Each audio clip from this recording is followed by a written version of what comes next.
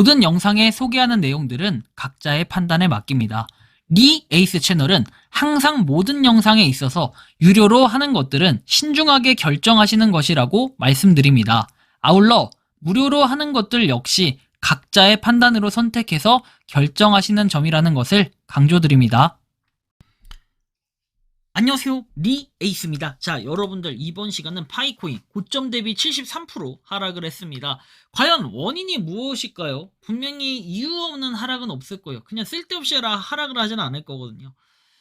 영상을 한번 끝까지 보시면서 어떤 내용이 있었나 살펴보는 그런 시간을 가져보도록 하겠습니다. 여러분들 이거 지금 찍는 시간은 3월 26일 낮에 12시가 좀 넘어서 찍는 거예요.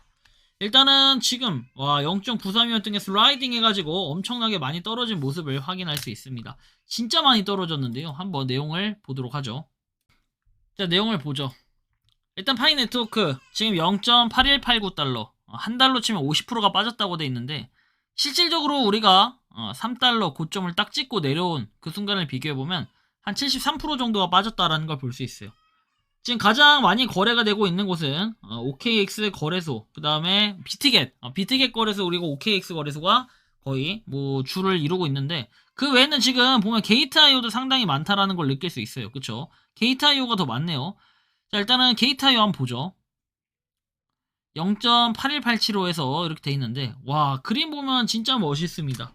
쭉 올라갔다가 쭉 살짝 올라가 쭉 살짝 올라다가 쭉 떨어지고 있네요. 이 모양만 보면 야, 진짜 하락세가 엄청나다라는 걸 느낄 수 있을 것 같은데요. 근데 이렇게 빠지는 뭔가 원인이 있지 않을까 이런 생각이 드는데, 한번 이 내용들 최근에 나왔던 기사가 어떤 건지 좀 살펴볼게요. 파이네트워크 토큰 스캠 논란이라는 내용이 하나 나옵니다. 이 내용을 좀 보면은, 자, 블록미디어에서 파이네트워크 암호화폐 파이 토큰이 1달러 아래로 떨어진 가운데 스캠 의혹이 지속되며 시장에서 논란이 일고 있다고 26일 디파이언트가 보도를 했다. 파이 토큰은 3월 20일 기준으로 1달러 이하로 하락을 하며 현재 0.88달러로 거래가 되고 있다. 이는 지난 2월 20일 기록했던 역대 최저가 0.62달러보다는 높은 수준이지만 1개월 동안 40% 하락을 했고 7일간에 22%가 떨어졌다. 당일 하락폭은 4.6%였다라는 이런 내용이 적혀 있어요. 그리고 보면은 파이 네트워크는 2월 20일 오랜 기다림 끝에 메인넷을 공개하면서 가격 상승을 보였다라는 거 볼 수 있네요. 자, 일단은 메이저 거래소 상장 부재와 시장 주의라는 내용으로 뜨는데, 여기는 보면은 63억 달러에 달하는 시총으로 암호화폐 전체 순위 27위를 기록을 하지만, 이렇게 바이낸스라든지 이런 데 상장되지 않은 점이 뭡니까? 가격 하락 요인으로 지적이 된다라고 했어요. 2월 28일에 투표에서 높은 지지를 얻었지만 상장이 이루어지지 않았다라는 거. 사실 이게 좀 큰 원인으로 작용을 할 수 있어요. 물론 저기 안 떴다고 해서 상장을 안 해도 되는 거 아니냐 하지만 일반적으로는 다 상장을 시켜요. 근데 이걸 가지고 맞다 틀리다 사람들마다 말은 조금씩 다르겠지만 그러긴 좀 힘들 것 같아요. 그죠? 그래서 이런 현상을 한번 보시면 되겠고, 더 큰 문제는 암호화폐 업계 주요 인사들로부터 받은 강한 비판이다 해가지고 내용도 나와 있는데, 강한 비판 뭘까요 이게? 21일에 암호화폐 펀드 사이버 캐피털의 창립자이자 투자 총괄인 이렇게 저스틴 본스가 9개의 게시물로 구성된 소셜미디어, 아마 당시에는 저도 한번 얘기는 했던 것 같아요. 이게 파이는 명백한 스캠이다라고 얘기를 했는데, 이 내용이 그 트위터 내용이에요. 그리고 파이네트워크의 공식 입장이 기사 마감 시점까지 확인되지 않았다라고 얘기를 했는데, 일단 다단계 마케팅 의혹 제기가 나오고 있습니다. 근데 여기에 보면은 25% 마이닝을 보상한다는 다단계의 마케팅 방식을 운영한다고 주장을 합니다. 근데 이게 다단계라고 보긴 좀 어려울 것 같아요. 그쵸? 아무튼 또한 채굴자가 토큰을 최대 몇 년 동안 잠가두고 보상을 받을 수 있다는 프로그램은 내부자가 가격 상승 시 매도할 시간을 벌기 위한 장치로 보인다라고 얘기하는데요. 그래요? 아무튼 그렇다라고 합니다. 그리고 나서 파이 네트워크가 탈중앙화를 주장하면서도 여전히 극도로 중앙화되어 있다고 비판한 본스는 이를 명백한 경고 신호라고 강조를 했다고 합니다. 그래서 파이 네트워크가 5년 뒤늦게 메인넷을 출시했음에도 기술적 혁신이 전혀 없고, 그리고 스텔라에서 단순히 복사한 수준이다 라고 얘기를 하면서 뭔가 뭐랄까요, 긍정적인 신호로 보이진 않아요. 그쵸? 이런 내용들. 그 다음에 다음 내용 보면은, 자, 저스틴 본스가 뭐라고 얘기했는지 보죠. 확장성이 없는 암호화폐는 무의미하다. 혼잡으로 인해서 지연 및 높은 수수료가 발생하기 때문에 확장성이 없으면 사용 사례가 경쟁력을 잃게 된다. 누가 이런 일을 참아야 될까? 특히 대안이 분산화를 유지하면서도 대규모를 달성할 때.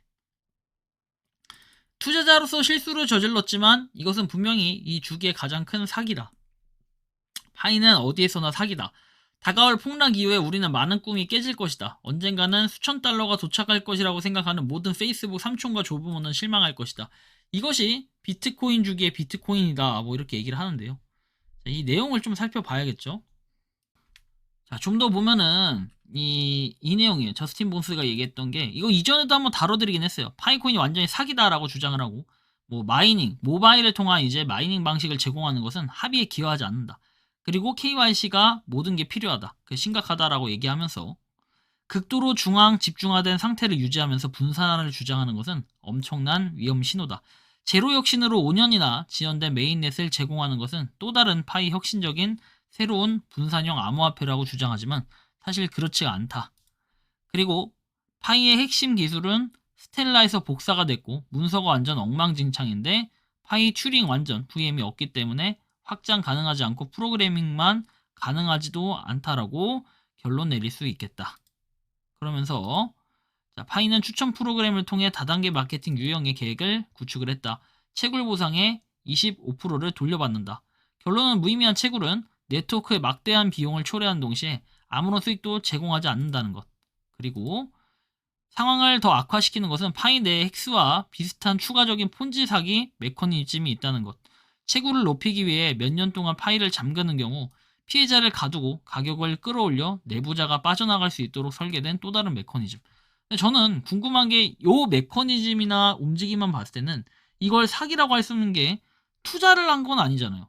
여기서 투자를 한 사람들은 없을 건데 뭐 장애로 자기가 따로 사거나 이랬겠죠. 내부자에 관해서 말하면 공식 출처에서 내부자 할당에 대한 공개는 전혀 없다. 그들은 내부자 할당이 없다고 주장하고 20% 이상이라고 주장한다. 평판 있는 출처에서는. KYC를 요구하는 체인점에겐 아이러니하고 위선적이다 하면서 폰지라고 얘기를 합니다. 자, 폰지가 아니다.